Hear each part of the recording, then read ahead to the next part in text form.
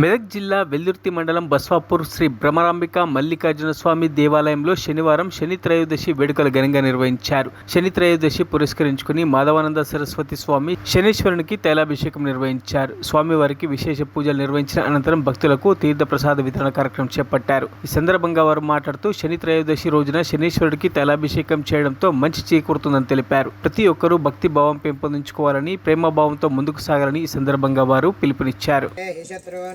ఉగ్రంతే పాజానువారుద్రే వశీవశన్నయసేకజత్వం ఏకో బహూనామసి మన్యవీక్షావిషం విషయుధయే సంశిషాధి అకృత్వరత్వయా యుజాభయంతిమంతం ఘోషం విజయాయ కృణ్మహే. ఆనందమహం వందే మదనానంద సంయుతం శ్రీకృష్ణానంద పర్యాప్తం శారదా క్షేత్ర సుస్థితం. సమస్త ప్రపంచానికి ఆధారభూతమైన చైతన్యానికి నారాయణ స్మరణపూర్వకంగా నమోవాకాలు చేసుకుంటూ ఈరోజు భ్రమరాంబ మల్లికార్జున స్వామి దేవాలయం బస్వాపూర్ గుట్ట దగ్గర మనమందరం ఉన్నాం. ఈరోజు శని త్రయోదశి పర్వదివస సందర్భంగా తైలాభిషేకం చేసుకోవడం జరిగింది. శని సహజంగానే శని వచ్చిందంటే అందరు భయపడతారు, కానీ శని మోక్షకారకుడు.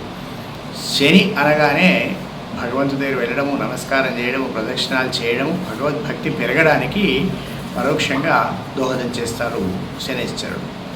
అంతేకాక నవగ్రహాలు అందరూ కూడా శంకరుని యొక్క రుద్ర అంశ సంభూతాలు నవగ్రహాలు. ఏ నవగ్రహం కూడా అగ్ని మంత్రం లేకుండా ఉండదు.